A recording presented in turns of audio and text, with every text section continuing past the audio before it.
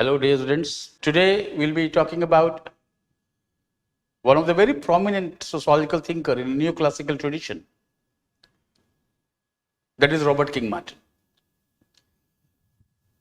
When we started talking about Talcott Parsons, I said it that when we're looking at the decades of 50s, particularly in American tradition, Talcott Parsons and Merton emerged as a pioneers in a structural functionalist analysis.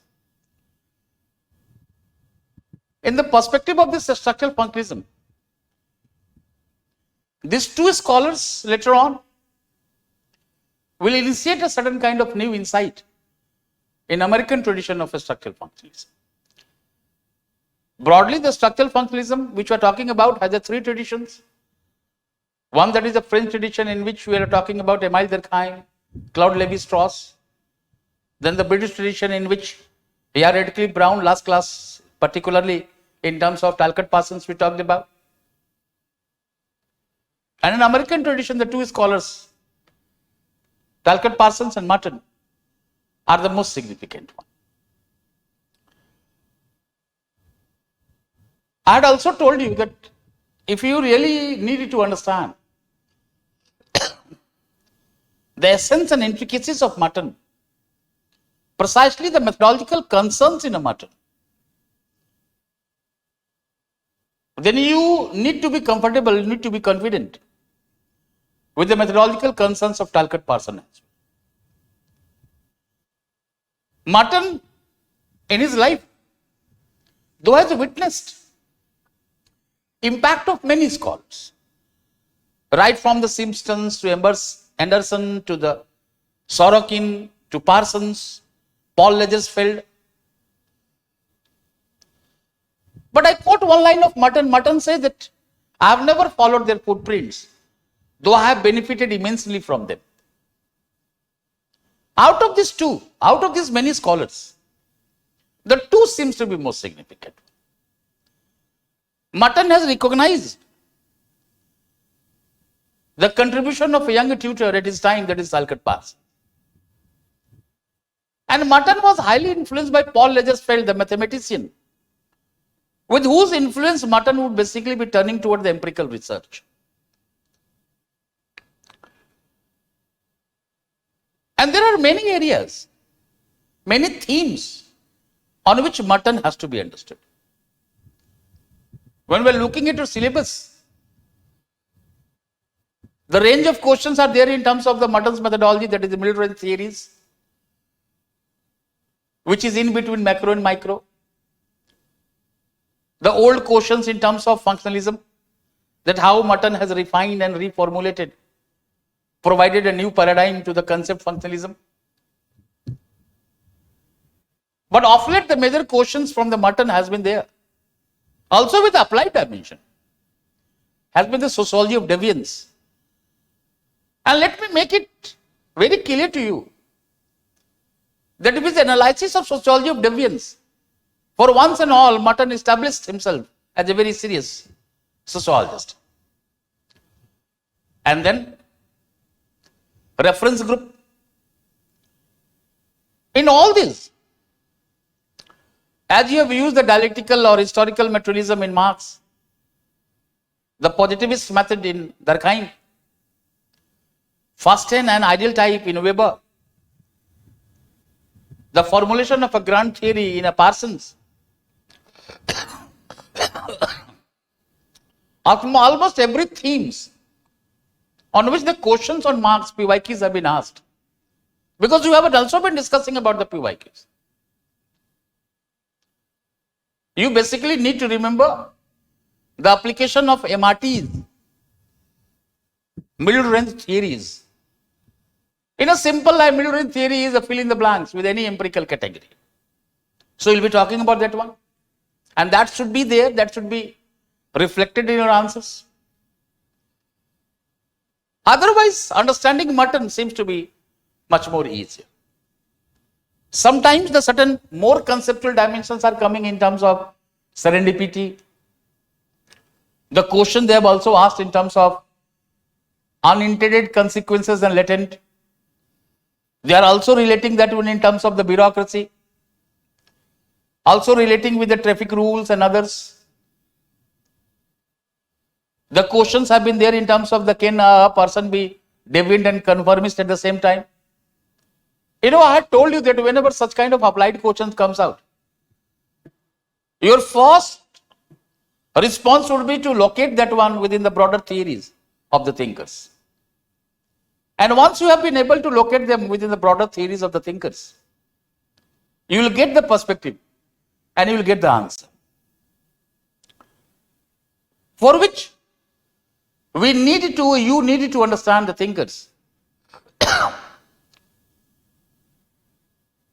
their methodological concerns, their theoretical orientations, and what they have basically talked about the certain themes which are there in the syllabus.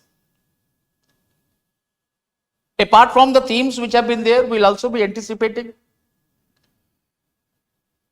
Merton in the very last phase of his life become interested in sociology of science, in which the Mertonian acronym, which could also be considered to be the ethos of science in terms of kudos, that could be at another question which you could open up from the Merton. These all will become the part within which we'll try to look at the Merton. But let me just give that diagram, open up the dimensions, and how to approach Merton. So here in this series, now we are more concerned of Merton, R.K. Merton, Robert King Merton. Right. Now here in this very perspective, either you talk about the sociological background, or you talk about the methodological concerns,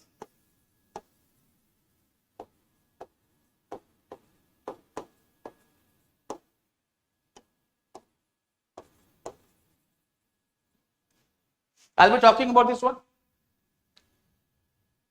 And apart from the methodological concerns, we will also be talking about the concept of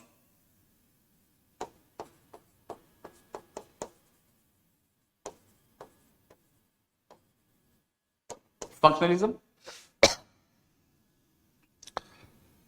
that how Merton has refined and reformulated, or how Merton has provided a new paradigm in the analysis of functionalism.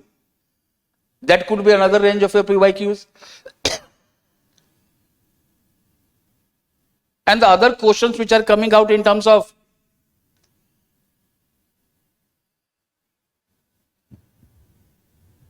postulates of functional analysis,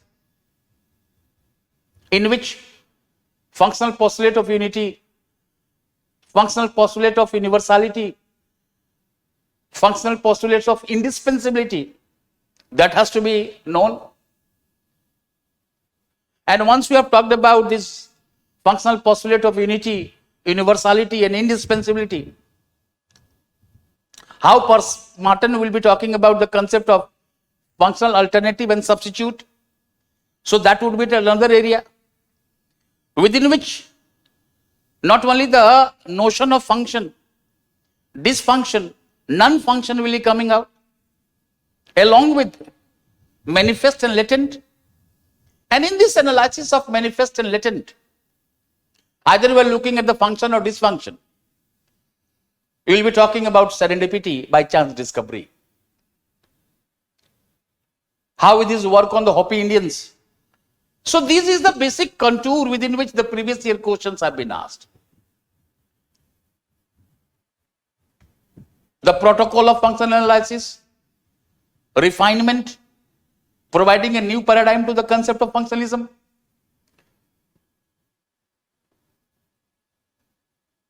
Postulates of functional analysis in terms of unity, universality and indispensability, which we will be taking from the anthropological tradition. And then Merton will be talking about the concept of functional alternative or substitutes. Once again I am repeating, so that it will be there on the tips. And then the concept of function, dysfunction, non-function, along with manifest, latent and then serendipity. This will become the part in the concept of functionalism.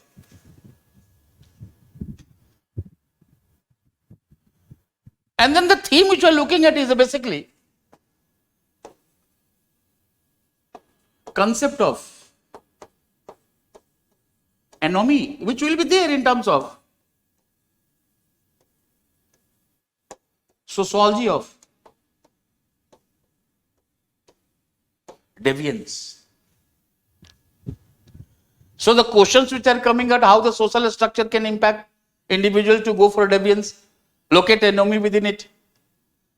You need to remember the very perspective of middle range theories to be used in all this, which is in between simple sentence, which is in between macro and a micro. Then concept of reference group is another one.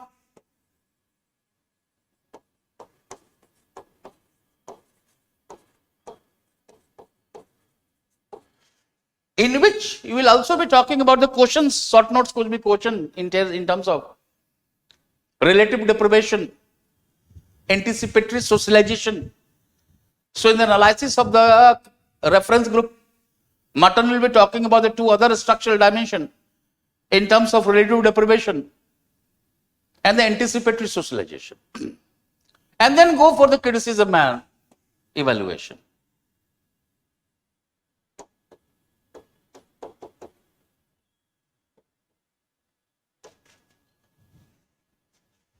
This is broadly the themes which you need to focus on Merton. This is the syllabus from where the questions have been asked. But I told you that not only the PYQs. And of late I have been finding about most of the students who are coming to me just after the result. I mean a new kind of trend which I am finding about, they are more concerned of the PYQs. Yes, PYQs, doing PYQs is good. But not necessarily the questions which have been asked in PYQs would be the similar one. You need to anticipate. The certain twists in the questions are to be understood by you. By merely doing the PYQs, the structural dimension which you talk about in terms of points, there may be probability that you would be trapped somewhere when the questions require a newer kind of analysis or some sort of novelty is coming out. So approach the thinkers in this way, the way I have taught you or I have been asking you to go through. Once you have done this one, then basically we are talking about in a Merton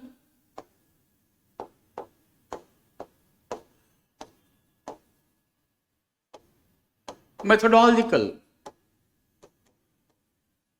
concerns. The first one which I am picking up.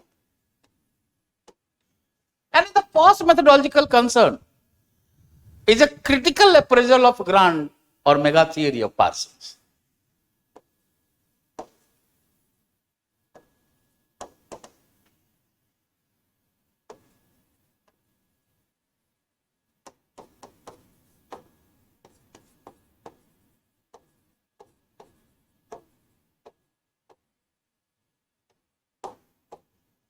And Merton says that, beta, that when Parsons was basically working on the functional prerequisite, Merton deviates from there and basically tries to look at the empirical reality, posted certain problems in the real world, collecting data and interpreting it. And then a certain kind of crisis in sociology has been talked about. And thus when we are talking about that how he becomes critical of the mega theory, then we also need to talk about perspective of crisis in sociological tradition. In a one line, writing about an article in Peter Blau's book, The Crisis in Sociological Tradition. Now Merton is quoting that there are many traditions which have come out. Solipsism, behaviorism, Popperians, existentialists. But all traditions are basically asking you to look at the world, but look in my way. And sometimes we do not find a link between what they say and what they do. It means what they are proposing and what they are practicing, we do not find a link. And thus, Merton basically talks about the complementarity between theory and research.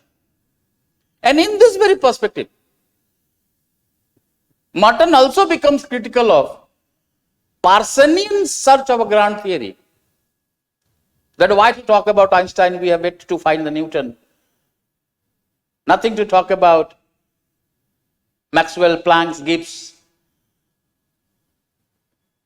The cumulative nature, what we are talking about in terms of grand theory, such kind of condition has not arisen in sociology. And in absence of this, when Merton becomes critical of Parsonian grand theory, the functional requisitism, then Merton moves towards in between the macro and micro, in which his methodological concern, that is the middle range theories, will find its place. So this way, another one. And then with this, Merton will also be talking about complementarity. This could be, these are the PYQs question comes up. Complementarity between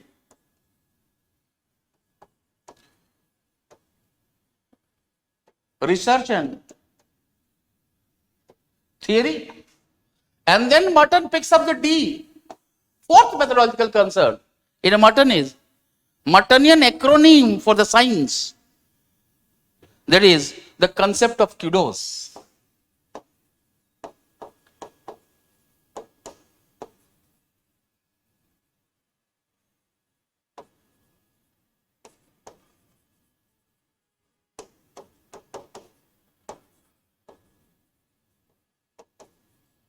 Mind the word, beta. CUDOS. C for communalism, U for universalism, D for disinterestedness, and O for organized skepticism. This could also be talked about in terms of ethos of science, which many times the scientists deviate with, the scientists violate it. But these are the ethos of science. And in which we will also be talking about the serendipity, that how Merton has talked about serendipity or serendipitous pattern, along with later on Travels and Adventures of Serendipity. The co-authored book, Merton will be talking about the concept of serendipity, which the question has been there in PYQs. But the only thing is that question has been put in unit 2. Sociology is a science. No. You need to bring that question from unit 2 to the Merton. And that way the serendipity question would be answered by you, would be understood by you. And the last one, in terms of formulation of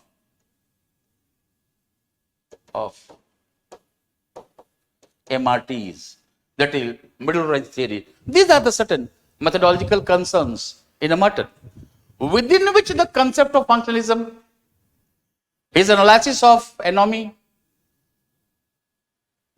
his views on reference group, relative deprivation, anticipative socialization, that will be coming out. And let me once again say that Merton, an American sociologist, initiated yet another theoretical methodological perspective in a sociological tradition. And more precisely, along with the Parsons, become very famous in American tradition for the structural functionalism. In a post-World War II scenario, Merton, along with Parsons, became famous for a structural functionalism. But just as, mind the line beta, but just as Parsons was beginning to embrace a form of requisite functionalism, in search of the grand theory, Merton initiates a critique to Parsonian structural functional analysis. And at the heart of this criticism, which Merton is leveling against Parsons, is a contention that Parsons' concern for debating an all-encompassing system would not become possible or would not be fruitful at this juncture of sociological journey. So I quote a line of Merton that Parsonian concerns for devising an all-encompassing a system of concepts would not prove fruitful at this juncture of sociological tradition. Thus, unlike Parsons, Merton did not stop with abstract theorizing, rather formulated empirical hypotheses, posted them in a real world, tried to collect the data and interpret it. And with this, Merton initiates a new methodological concern. And in this, MRTs will come out. But in this very attempt of empirical dimension, Merton will basically try to revisit the concept of functionalism. And by critically analyzing both the tradition of functionalism, sociological and anthropological. In sociological tradition, who are the scholars? Auguste Comte, Herbert Spencer, Emile Durkheim, Talcott Parsons. But Merton says that if anyone who was to analyze the functionalist perspective needs to focus on the anthropological contribution, and thus the two scholars particularly in anthropological tradition, Bronislaw Malinowski, Argonauts of Western Pacific, that's the book which he wrote, in the Trobriand Islanders, and the A.R. Radcliffe Brown, who wrote the Andaman Islanders and became famous for the structural functionalist perspective. He recognizes their contribution in a functionalist analysis. Thus, by critically introspecting both the traditions, sociological tradition of functionalism and anthropological tradition of functionalism, Merton basically refines, reformulates, revisits functionalism and provides a new paradigm to that one. I'll be picking up that one. Merton, I just said in the early days, witnessed the impact of many scholars, Simpson, Anderson, Sorokin, Parsons, Paul Lazarsfeld. But one line is there. He says, I have benefited from them immensely, but I have not followed their footprints. However, we also need to know that he was very praiseworthy, or he was very praising the young tutor of his time, that is Talcott Parsons, and particularly influence of Paul Lazarsfeld, the mathematician, which I said from whom the empirical research would become the part in a Mertonian analysis. Merton takes a middle path in terms of macro and micro analysis. And by taking a middle path in a macro and micro analysis, Merton formulates middle range theory. You need to understand the background of middle range theory. And with these MRTs, no denying the fact that Merton initiates a new methodological, theoretical tradition in a sociological inquiry. I just said that Merton is a later phase of life, become passionate towards science, that is sociology of science, in which he focused on interaction between socio-cultural system and science, and thus construct what is popularly called Mertonian thesis, explaining the causes of scientific revolution, within which Merton highlights the norms of science often referred to by the term Mertonian acronym of science, in which the concept kudos emerged out. Where I said C stands for communalism, meaning communal ownership of scientific discovery, according to which the scientists give up intellectual property in exchange of recognition and esteem. U stands for universalism, according to which claims of truth are evaluated in terms of universal and impersonal criteria, and not on the basis of race, class, gender, or nationality. Merton bhi Jews hai beta. You need to remember Merton is also a Jew.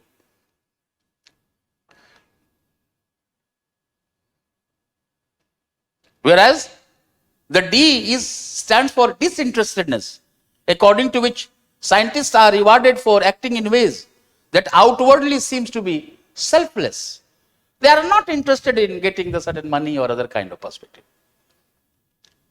So outwardly seems to be selfless. And OS stands for organized skepticism. That is, all ideas must be treated or subjected to rigorous scrutiny. And that way, the concept,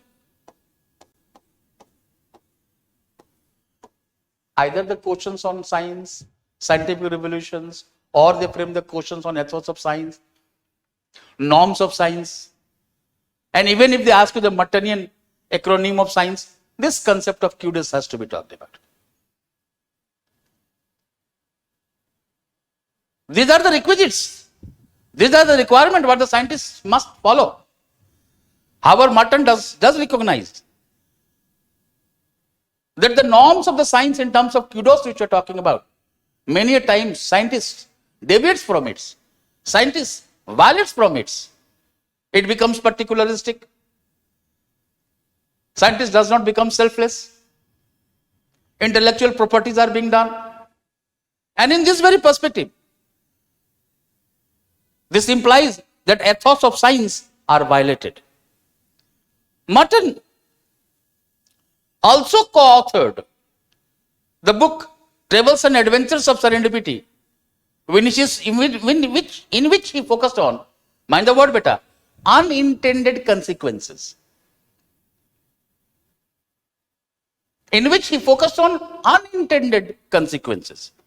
Earlier, Merton in his book Social Structure and Social Theory had talked about the notion of serendipity. He writes that serendipitous pattern is a fairly common experience of observing an unanticipated and anomalous strategic dictum which becomes an occasion for developing new theories. Simply, when you talk about serendipity, serendipity is by chance discovery. Most of the scientific discoveries have been by chance. What the scientist wanted to discover and what he came out ultimately, within which the serendipity has to be talked about. But let me say that the question which was asked to you in serendipity is not related to sociology as a science. This very question of serendipity was part of Merton. That's why I quoted his statement from the Social Structure and Social Theory that serendipitous pattern is a fairly common experience of observing an unanticipated and anomalous strategic dictum which becomes an occasion for developing new theories. Apart from this, in terms of kudos, norms of science, serendipitous pattern, Merton also looks the crisis, or Merton also talks about the crisis in sociological tradition, which he attributes to have occurred throughout the sociological journey, throughout the sociological history. Why? Because I just said that every tradition, either that be solipsism, existentialist, Popperians, behaviorist, every tradition, they are basically asking you to look at the world. But they are asking to look at the world from their own perspective. It means look at the world, but look in my way. And thus sociological tradition is under crisis. What these traditions are proposing and what they are doing are not in a sync, is not in a sync. And thus, in this context, Merton will highlight the interlinkage between research and theory. All right? This research and theory will become the part of the Unit 3, research methodology. The theory can influence research in many ways. It will provide a general orientation, may suggest potential problem, may lead to the formulation of fruitful hypothesis, and may provide variables that are relevant to the research. Whereas research helps in selection of cases, facts, and it is also, research is also a way to develop concepts which are important ingredient in a theory. Facts can assassinate theory, and theory may give birth to new research, and the research can formulate, reformulate, refine, and assassinate theories. Research and theories are complementary to one another. Mind this line, beta. So that you would be able to understand the background on which Merton will become critical of Parsonian grand scale theory. The linguistic jargons will come out. Just wait for it. The theory and research are complementary to one another. And if they are complementary to one another, what we basically, Merton says, what we basically need to focus. If the research and theory are complementary, then the sociologists need to focus on the discovery of facts rather than justifying the preordained notion. The moment he says that rather than justifying preordained notion, he is now preparing the background to be critical of Parsons. Sociologists should not theorize in abstract kind of perspective. Theorizing is central. True, if any research is done, any empirical investigation is done, theorizing is central in sociology. But it requires methodology which leads to research and not simply armchair scholaring. And if the theory requires research, then research will require it to collection of facts, collection of data. And this collection of data is asking you to move away from the armchair scholaring. And in this very perspective, now Merton is, I am quoting few lines of Merton. Merton says that Parsonians search for total system of sociological theory. Total system of sociological theory in which observation of every aspect of social behavior, organization, and even change finds a preordained place, has exhilarating challenge, but a very small promise. As those many encompassing philosophical systems that have fallen into deserved disuse. मैंने बोला ना, linguistic jargons बहुत हैं. Merton further argues that such grand scale schemes are premature at this stage in sociology. Since theoretical and empirical groundwork, which is required to go for the mega theory, grand theory, integrating, synthesizing all the branches of social science, what Parsons has done. This condition has not emerged in sociology. And I am quoting Merton. Just as Einstein theory did not emerge without cumulative research found in scientific theoretical legacy, sociology has to wait for its Einstein, since it has not found its Kepler, Newton. Why to talk about Planck, Gibbs और Maxwell? नाम याद रखो बेटा, इसका theory नहीं पढ़ना है, लिखना नहीं है. Alright? Now I repeat once again. Just as Einstein theory did not emerge without cumulative research found in scientific theoretical legacy, sociology has to wait for its Einstein, since it has not found its Kepler, Newton. Why to talk about Planck, Gibbs, or Maxwell? Thus, in absence of this foundation, any attempt to formulate a grand theory would be immature and it would yield nothing. So like most of the philosophical tradition, philosophical systems, it would fall in a deserved disuse. In this context, now look at the sequence. Complementarity between research and theory, discovery of facts, not the armchairing, not the preordained notion, which become the base background in which Merton becomes critical of the grand scale theory of Parson, which he considers the sociology, this condition has not emerged in sociology. And once he becomes critical of the grand scale theorizing of Parsons, in this background, Merton basically goes for MRTs, that is middle range theories, formulation of middle range theories, which is in between macro and micro. And I'm quoting Merton. Middle range theories are in between grand scale theory and fishing expedition of raw empiricism, dealing with a specific sub-portion of social life.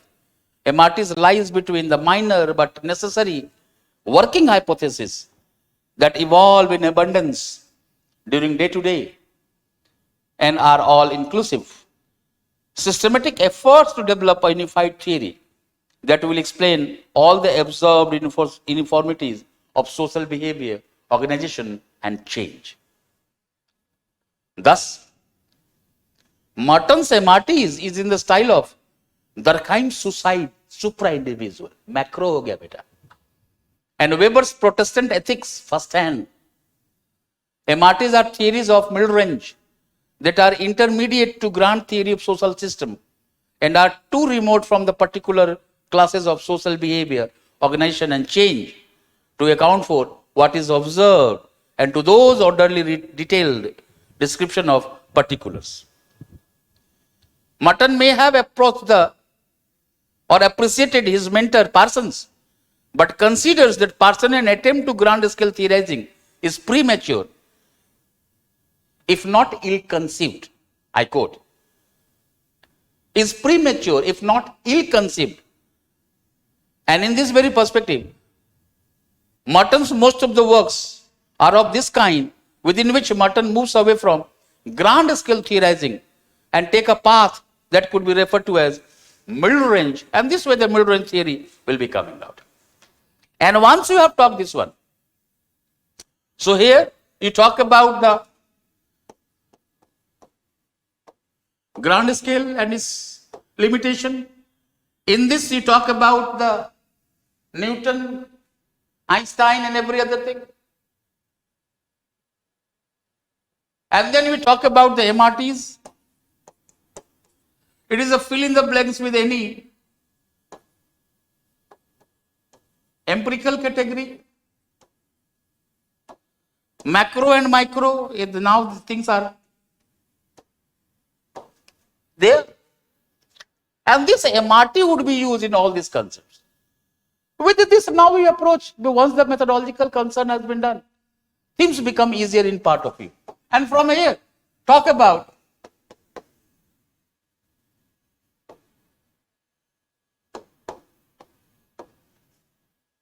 right.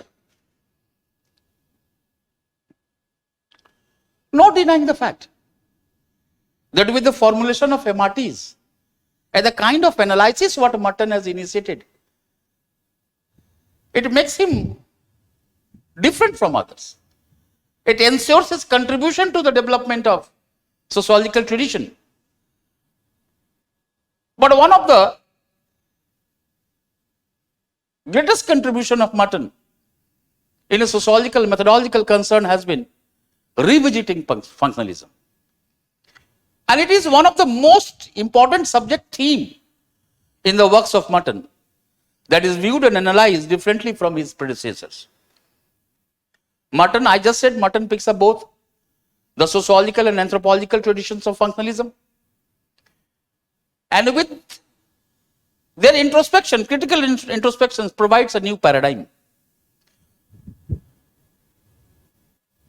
And when you say English term function, this much is not required, but I'm just giving you, has come from the Latin fungi with the verb functum. That means to serve a purpose. And how in the social sciences, right from the Aristotle telos, so teleological analysis, Adam Smith, invisible hands, August Comte, organistic analysis of Herbert Spencer, Durkheim's analysis, we find about the certain traces of functionalism in a sociological tradition. And Merton is recognizing that one. Functionalism as a social theory can be conceived as a broader system of ideas developed in 19th century, as a set of beliefs and values which underline utility and functional relationship. In the modern social theory, functionalism first emerged as a school of thought in a social anthropology and later on in a modern sociology. However, its roots are very archaic, that is ancient, that could be traced back to Plato and Aristotle's telos, and later on in the Thomas Hobbes' metaphorical representation of society as Leviathan. An initial stage in sociology, August Comte and Herbert Spencer, and later on with Durkheim. Whereas in social anthropology, Malinowski and A.R. Radcliffe Brown contributed significantly to the growth of functionalism. Later on, Parsons in the mid-20th century highlights the functional prerequisite of social system. But Merton differs from the earlier works, precisely from Parsons. And by doing so, Merton ensures, mind the line beta, Merton ensures that he is not open to acquisition of inherent contradictions and teleological orientation. Merton is now avoiding to be branded as a status quoist. Last class in a Parsons I talked about.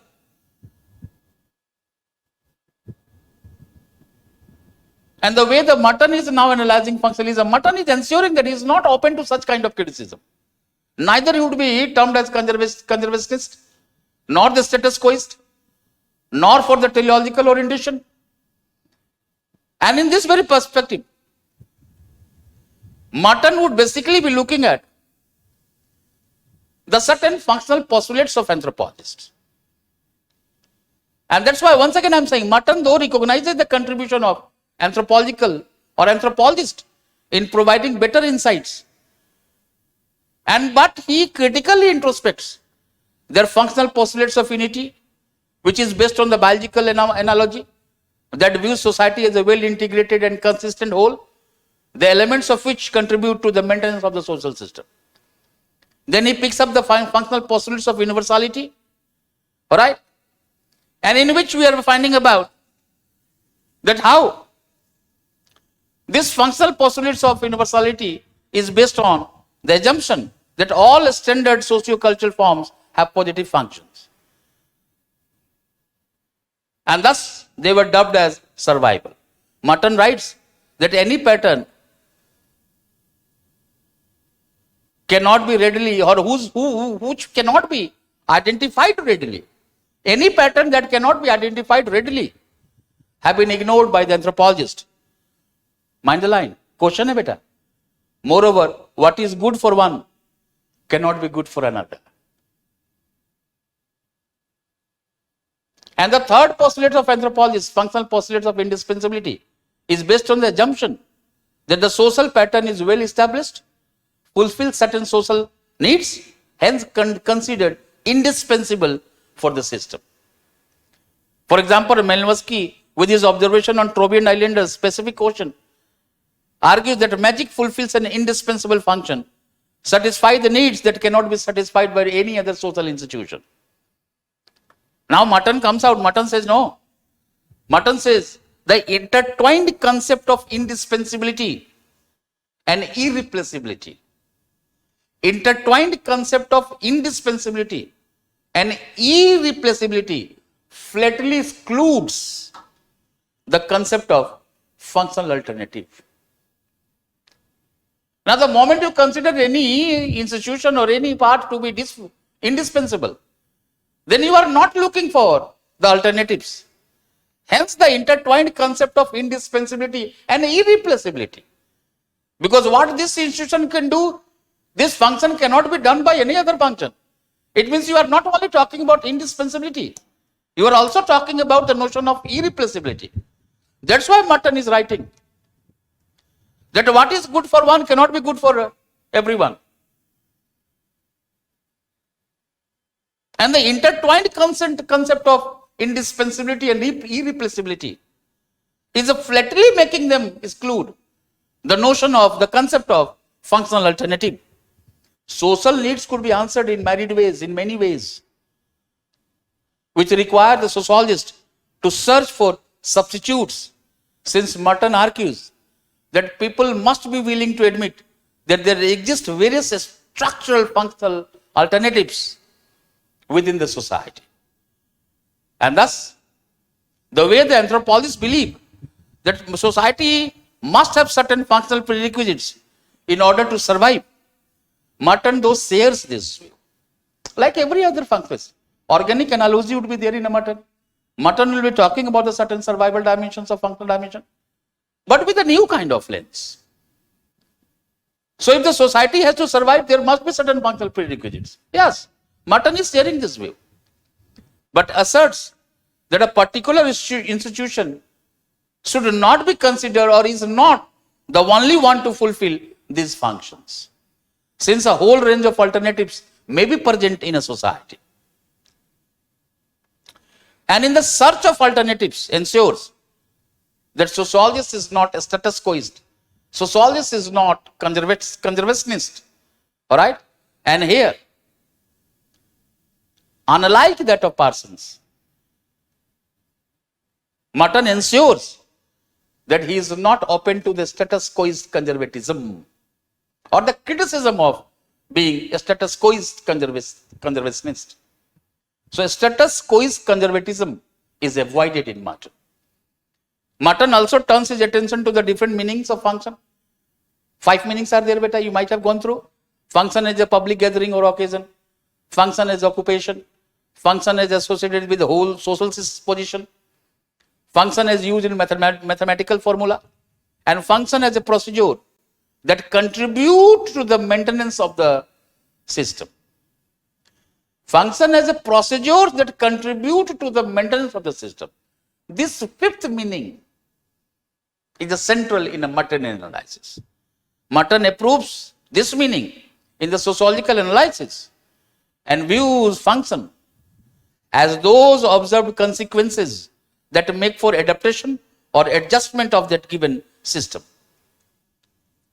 However, Merton also picks up the notion of dysfunction as those observed consequences that lessen or decrease the adjustment of that given social system. Here, we need to remember that Merton's use of the concept of dysfunction also relates to the question, that is, functional for whom?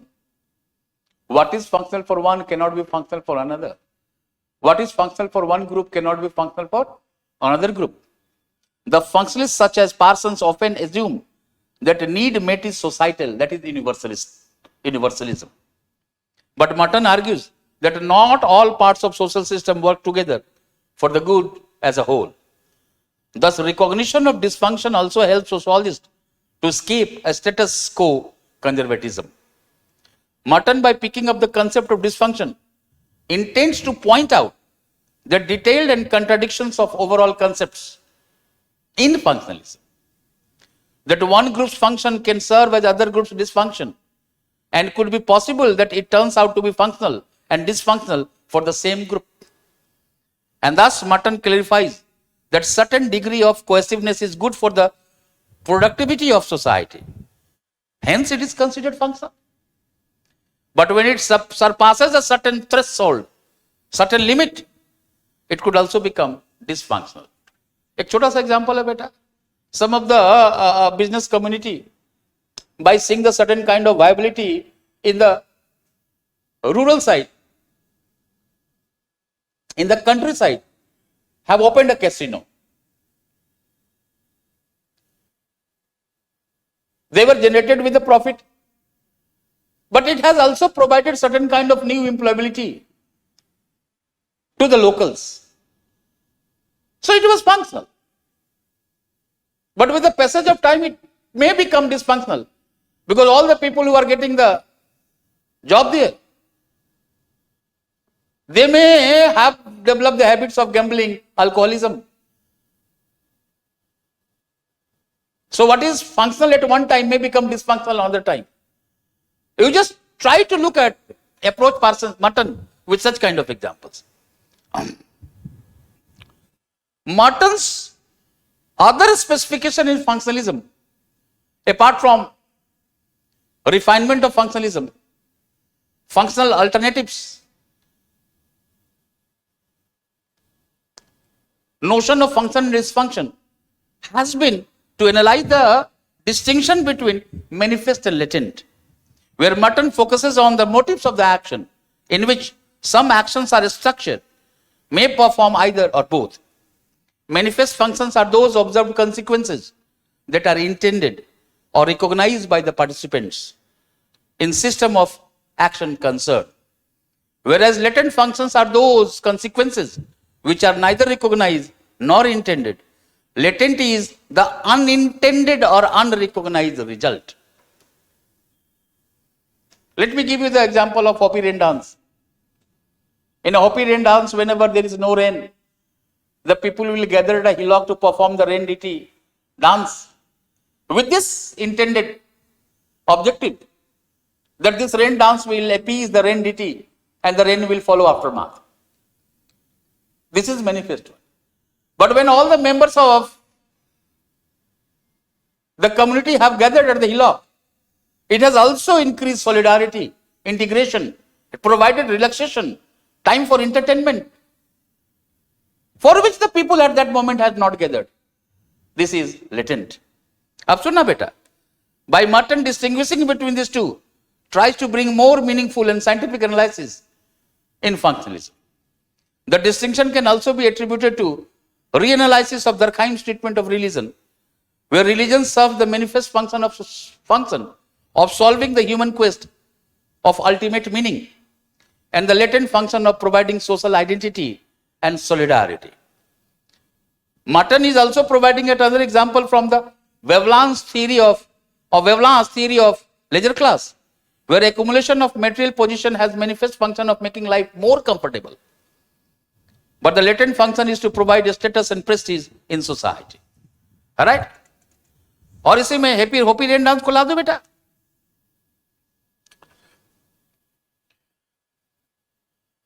Merton further says that latent function in certain activities may be recognized by the interested group, but not intended by the sponsor. The intended function of establishing a new university in a town is to serve the need of higher education. But the latent function, that is significant boost to local economy, is certainly recognized by the business community. It means what is latent to some is manifest to others. ऐसा question बन सकता है बेटा. Sometimes the unintended consequences manifest themselves in a myriad ways. In a Hopi rain dance, or a Muslim taking a holy pilgrimage to Makkah, or a Hindu organizing an elaborate ritualistic ceremony to write the name of his favorite deity million times, basically explains that what such functions persist, or why such functions persist.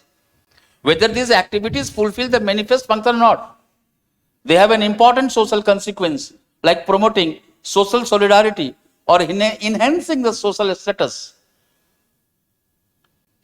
At the same time, there could also be a possibility that what is functional for one could be dysfunctional for another, or what is functional at one time may also become dysfunctional at another time. I gave you the example of casino. Alright? Merton, with the above analysis on functionalism, synthesizes, refines and modifies the classical functionalism. Alright? However, you also need to know from where the certain questions in a PYQ you are finding about. Merton is saying that as a sociologist, when you have looked at the MRTs, you have tried to look at the functionalism. And you have tried to function, dysfunction, non-function, functional alternatives, manifest, latent. Your focus should be, as a sociologist, should be there on unintended consequences. But unintended consequences are more difficult to recognize. Hence, with the sociologist should be more concerned of this one. Merton is essay, Unintended Consequences of Social Action, uncovers wide field of human activities. However, it has to be remembered. Mind the line, but a question hai. However, it has to be remembered that Merton makes very clear that unintended consequences and latent functions are not the same. Latent functions are one type of unintended consequences, functional for the designated group or designated system. However, to Merton, there are also two other types of unintended consequences. Those that are dysfunctional for a designated system, that is latent dysfunction, and those which are vibrant to the system, as they neither affect functionally nor dysfunctionally, that is a non-functional. तो जब ऐसा कुछ question तुमसे पूछा है बेटा unintended consequences latent function में, तो उसमें डिसफंक्शन ला दीजिए, डिसफंक्शन, लेटेंट डिसफंक्शन और non functional consequences. Merton focuses on unintended consequences which do not go as planned and where paradoxes and strange outcomes can be witnessed. Paradoxes and strange outcomes may be witnessed, within which his analysis of manifest, latent, unintended consequences, Merton talks about the notion of serendipity, that is by chance discovery, becomes important. This is the overall idea on which you need to not only understand functionalism of Merton, but you should also try to look at all the PYQs which I have said about so many PYQs. This may seem similar, sometimes in totality, sometimes in a part-wise. So refinement, reformulation, paradigm shift, net functional analysis, functional postulate of unity, universality, indispensability. The questions could be there in functional alternatives, manifest and latent, unintended consequences and latent. What is good for one may not be good for another. What is functional at one time may become dysfunctional another time. So the certain examples which I have given you. And that way you would be able not only to understand. Once you hear, you will be able to understand it.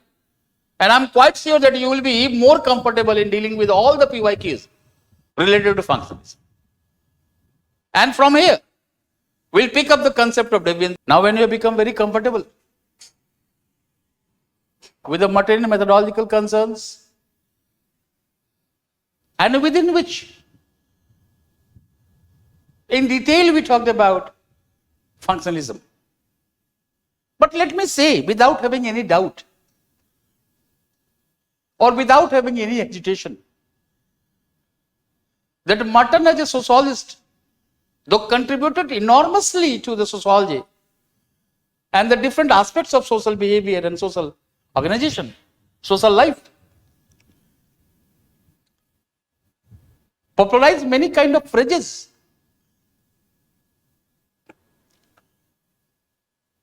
But he became more famous for the sociology of deviance, which is still considered to be one of the best masterpieces in the sociology of deviance. With this work, Merton establishes himself for once and all as a renowned sociologist in a sociological tradition. Merton, bound by his own methodology in terms of MRTs, initiates a new analytical framework by utilizing the factors which have been typical of functionalist analysis, namely cultural goals and institutionalized means, within which he also developed the theory of anomie as an independent variable.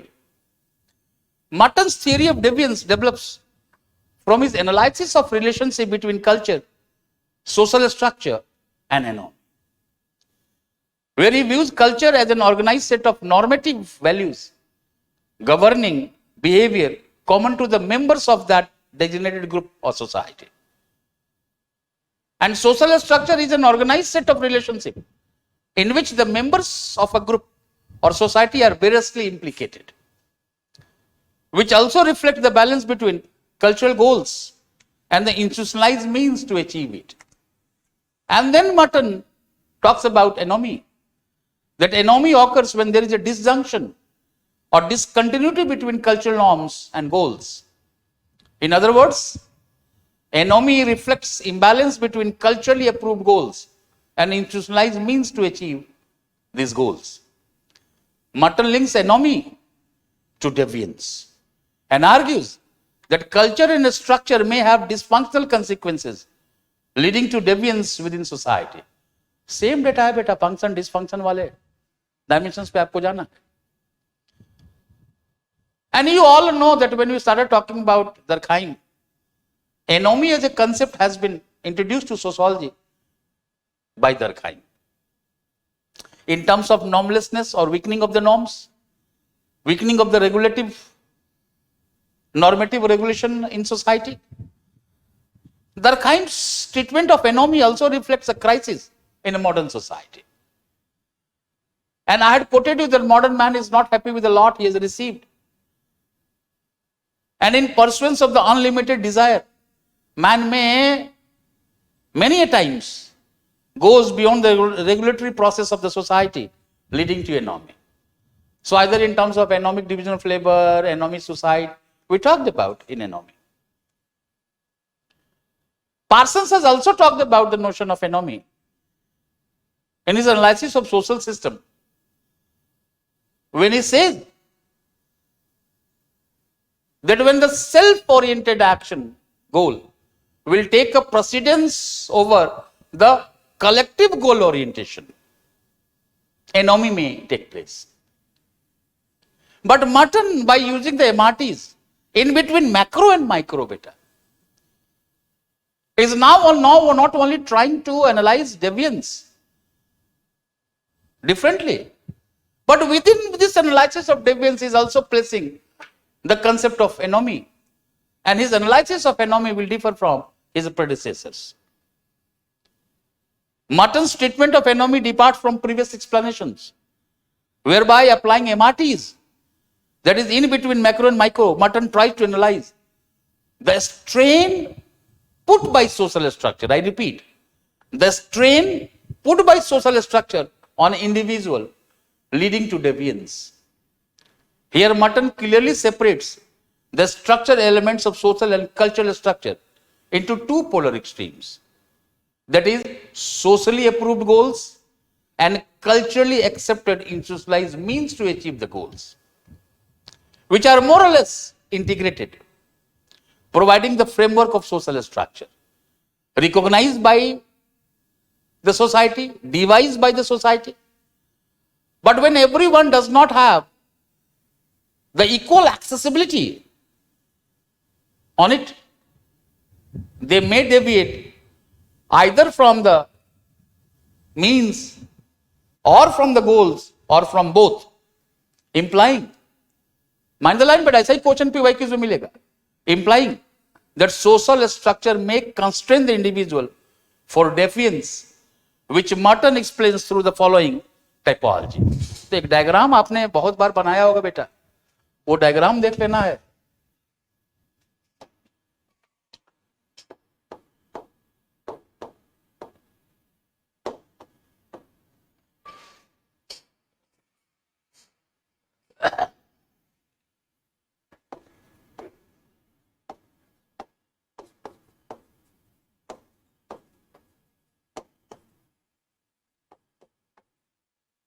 Ways of individual response, all right?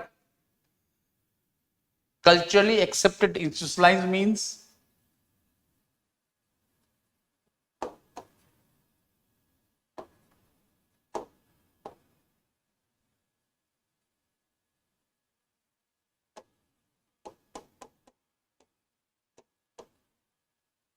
and socially approved goals.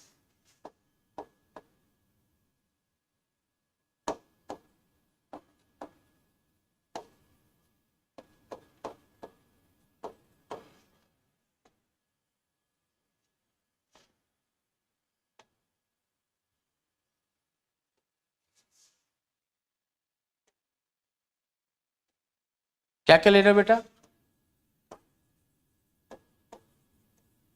conformity, innovation, ritualism, patriotism and rebellion. अब ऐसे बना लेना बेटा, A1, 2, 3, 4, 5. All right. And what we are talking about? We are talking about conformity plus plus. Plus means acceptance. It means acceptance to the means, acceptance to the goal.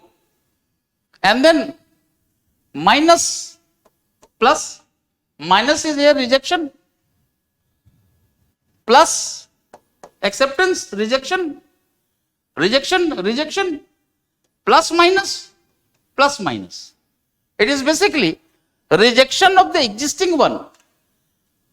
आपको traffic वाले question में ऐसा दिखेगा, rejection of the existing one and replacement with the new one. Alright. अब इसमें दो चीजें आपको याद रखनी है बेटा. These all four are example of deviance. That is innovation, ritualism, relativism and rebellion. However, anomie is a disjunction between means and goals. Out of the four, we are finding only at the two, innovation and ritualism, which is the example of anomie. अब सीधा सीधा दिमाग लगाना बेटा. Look at, in the analysis, the one who is a conformist cannot be a deviant. And the one who is a deviant cannot be a conformist. But look at the analysis of Merton's anomie and the uniqueness of it, the novelty in it. That at a given point of time, the person is both a conformist and a deviance. So here in innovation, the individual has deviated from the means, but has conformed to the goal. In a ritualism, the individual has conformed to the means, but has deviated from the goal. So at a given point of time, an individual could be both conformist and deviant. Such kind of PYQs are there. How the strain put by social structure, how the social structure put the strain on individual to go for deviance, within which anomie will be coming out, the questions which are coming out, simple questions, simple wordings. Alright. And you talk on this very perspective. You can also draw the diagram in terms of newer one. If you have done this one, then it can be another diagram, that is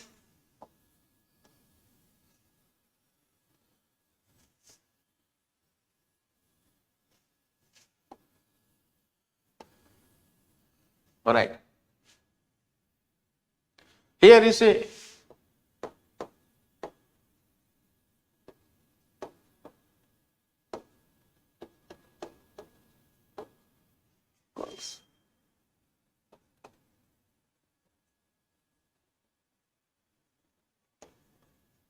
institutionalize means,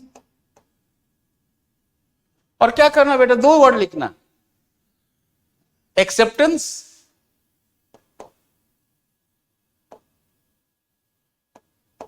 rejection.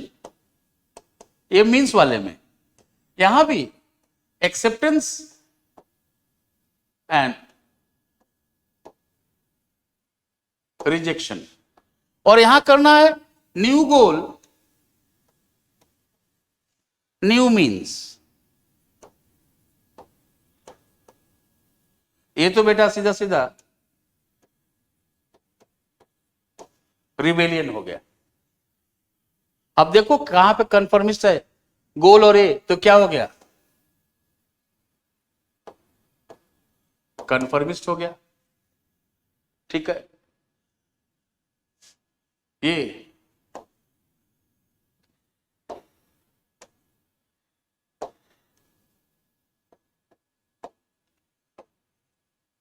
Ritualism हो गया. ठीक है बेटा. दोनों में rejection है, इधर भी, तो ये रिलेटिविज्म हो गया, और कल्चरली गोल्स का एक्सेप्टेंस है और मीन्स का रिजेक्शन है, तो क्या हो गया बेटा? इनोवेशन हो गया. These two are the example of anomie, where we find about the disjunction between culturally approved goals or socially approved goals and culturally accepted institutionalized means, in which a person at the same time is both conformist and a deviant. However, they ask you the types of deviance. So 1, 2, 3 and 4. ये diagram भी तुम draw कर सकते हो बेटा. Merton places anomie within deviance as a disjunction between means and goals, and also shows the possibility that at the same time an individual could be both a conformist and a deviant. Now this is clear, I think. He applies it to the American society, where the American goal, that is a monetary success, is emphasized strongly, but without corresponding emphasis on legitimate avenues to achieve the dream. All subscribe to the American dream, but the ways in which people go about obtaining this dream is not same, because everyone has not got the similar advantage and opportunities, thereby leading to considerable amount of deviance.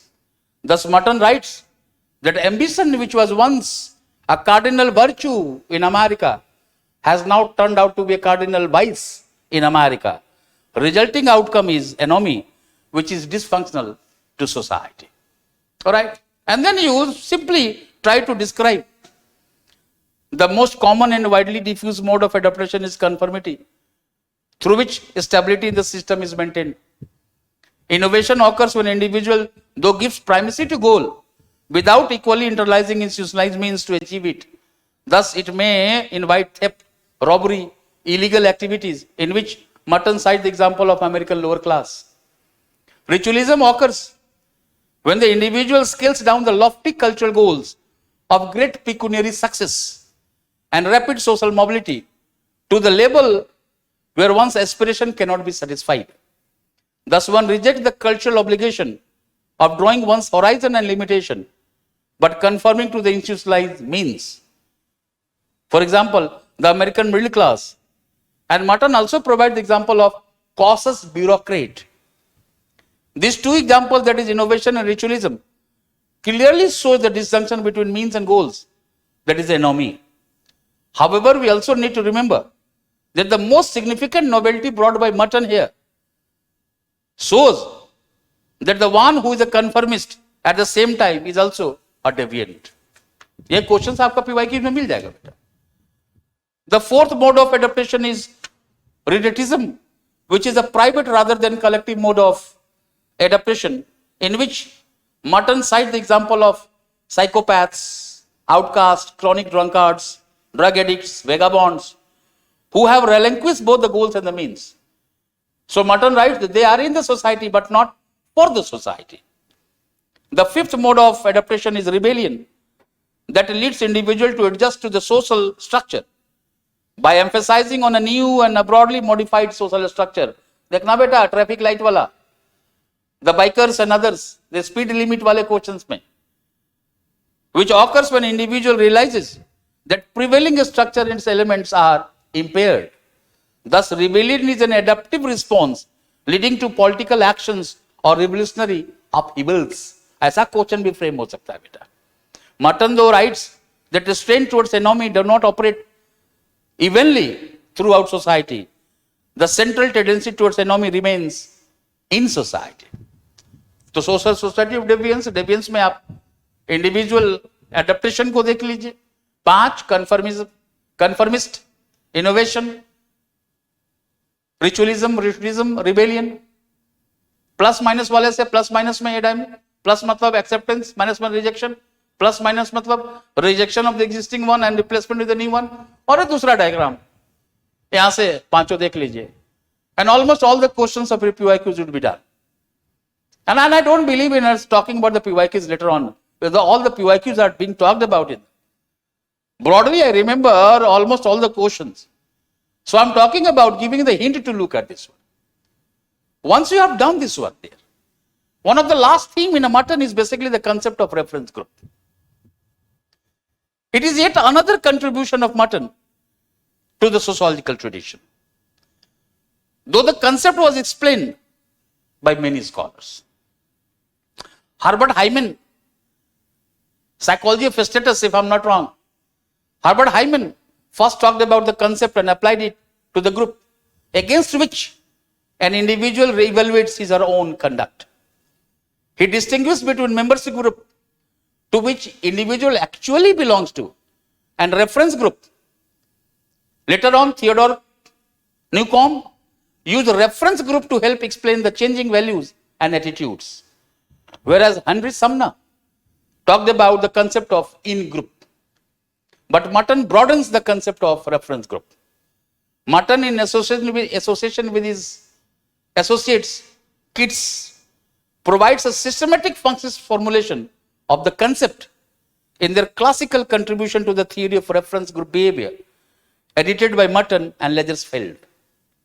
Merton, in his analysis of reference group, includes both in-group and out-group, that is membership and non-membership group. Merton, in his social theory and social structure, distinguishes between reference group and interactional group. The interaction group are more general power of individuals, but does not set the normative standards. Merton also specifies the circumstances under which an individual selects a membership or a non-membership group for normative reference in the mobile societies. Non-membership groups are likely to be chosen. जहां पे mobility ज्यादा होगा बेटा, इधर उधर घूम रहे हैं. So in the mobile societies, non-membership groups are likely to be chosen. Broadly, the perspective of reference group can be analyzed in terms of individual's frame of reference and source for enduring experience, perceptions, cognition, and also the idea of self, thereby becoming important for determining a person's self-identity, attitude, social ties, and roles. The concept of reference group and normative group finds their mention in this context in a Merton analysis. Merton writes that a reference group is a group in which some manner individuals, either in collectivity or in person, takes into account in course of selecting a behavior from the state of alternatives. It means a reference group helps orient the actors in certain goals in terms of action, attitude, which could normative or comparative. Normative what ought to be, जिसमें हम है, जिसके साथ comparison हो रहा है, comparative. However, though, mind the line, however, even though belonging to a group, individual while belonging to a group can aspire the membership of another group and may try to emulate the behavior of other group. Thus, the objective of reference group is to evaluate or criticize the process by which either an individual compares or rejects the value standard of that group. Here Merton highlights two central features. क्या क्या बेटा? तो कहता है adoption of values of another group or individual that you will be adopting and comparing one's group with another group. Merton, when he uses the term, focuses on those established patterns by which members of a group interact, since the behavioral standard of the group one belongs to is known to him. Though there may be possibility that an individual, despite being a member of a group, may aspire the membership of another group that he does not belongs to. It means the definition and analysis of non-membership group is based on, number one, the parameter that individual is free from the normative standard of that group. Number two, individuals may compare him or themselves with the reference group of people who occupy the social role to which the individual aspire. And thus, the reference group may act as a frame of reference to which individual or collectivity always refers to evaluate achievements, role performance, aspirations, ambitions, privileges, and deprivation. The individuals who are guided by the certain motives may have the possibility to come in contact with another group, which may provide the base for normative or comparative reference that could be viewed from the perspective of positive and negative. आसान है बेटा. और यहीं से Merton will be introducing the two concepts that is basically called relative deprivation and anticipatory socialization. अब relative deprivation में भी बेटा तुमको स्टॉफर एंड सुचमैन को लाना है. Merton takes empirical reference of the book The American Soldier by Samuel Stoffer, Suchman, Ital. Ital means more than one scholar. Though we need to remember here that Merton is concerned of group psychology rather than individual psychology. In one such example, Merton cites the different situations of soldiers. Soldiers at home, soldiers recruited at border, soldiers posted overseas. थोड़ा सा marks के भी dimension से थोड़ा सोचना है बेटा. So the three sets of soldiers: soldiers at home on holiday, soldiers recruited at border, soldiers posted overseas. Here, every group feels deprived or privileged in relation to others. Third one to second one to first one. But this privilege or deprivation is a time specific.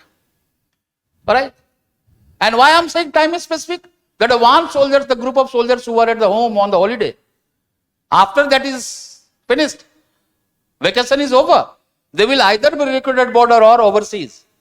So those who are overseas or border, after some time they may get the holiday, they may be at the home. So the deprivation and privilege seems to be time specific phenomena.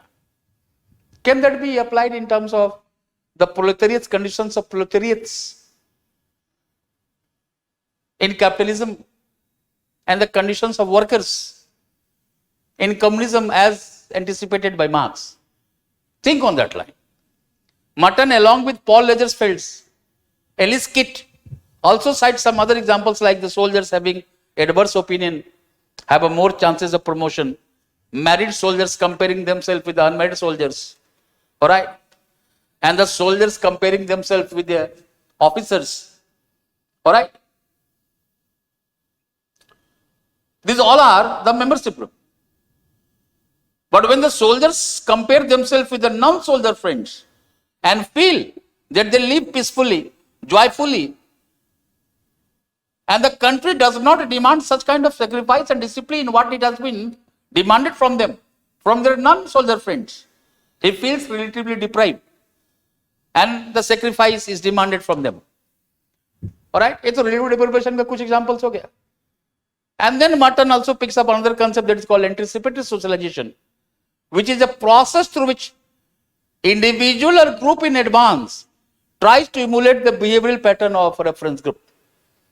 One of the students of Merton, Ellen Rose Ebo, with the concept of role exit, tries to explore the further dimensions by citing the example of ex-criminals, ex-nuns, ex-prostitutes, ex-soldiers to analyze anticipatory socialization. In advance है बेटा.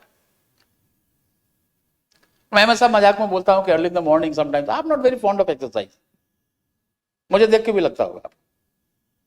But sometimes when I wake up early in the morning and when I go to the park with my wife, and I sit down on there on the bench, and I find so many youngs running, jumping, having a very brisk walk, but a jumping and running is there. And one of them or one or two to them would ask them that why. They said that they wanted to join a police force or army. It means here, their reference group is army or police. They feel relatively deprived. And in advance they are preparing so that they could be accepted in that group. So that way in a reference group, the two other concepts that has to be talked about is a relative deprivation in which we talked about American soldiers and certain other examples in a membership, non-membership group, and anticipatory socialization, the process through which individual or collectivity in advance tries to emulate the behavioral pattern of reference group. Merton, in his analysis, is also raising the question that what are the consequences or positive or negative orientation of a value other than our own. Merton thus remarks that it could be answered through the concept of anticipatory socialization.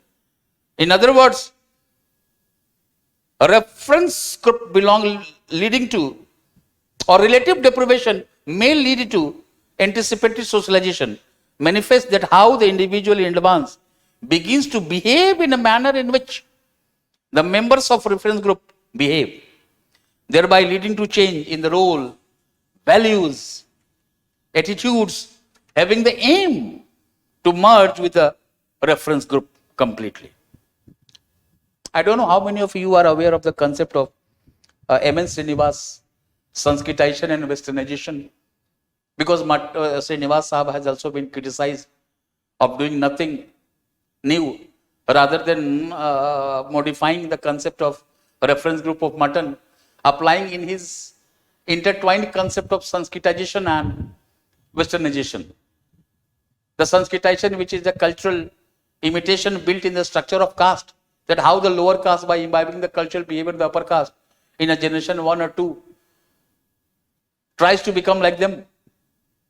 Alright? So here the lower caste, when compared with the upper caste, he feels relatively deprived. The upper caste, whosoever the model which is talking about, either the Brahmin, Kshatriya or Vaishya, whichever the model he is talking about, is imitating. Is a reference group where he feels relatively deprived, and in generation or 2 he tries to imitate that lifestyle so that he could come at par with them. And the Indians in relation to the Britishers. So the intertwined concept of Sanskritization and Westernization propagated by M.N. Srinivas could also be taken to explain the reference group, relative deprivation and anticipatory socialization. Alright. And in this very perspective, you just try to look at. However, this very reference group, relative deprivation and anticipatory socialization, may seems to be more functional in an open society, which cannot work many times in a closed society like India. So you talk about the other dimensions. So I am quoting one line. Merton writes that there may be possibility in a closed system that it may work as a dysfunctional, with the possibility that individual may not be accepted in the reference group or even become marginalized in his own group. These are the certain things and within which the criticisms and evaluation that has to be talked about. This is overall the Mertonian perspective. Alright. So in terms of function, when he has been criticized of teleological, he has been accused of tautological. Right.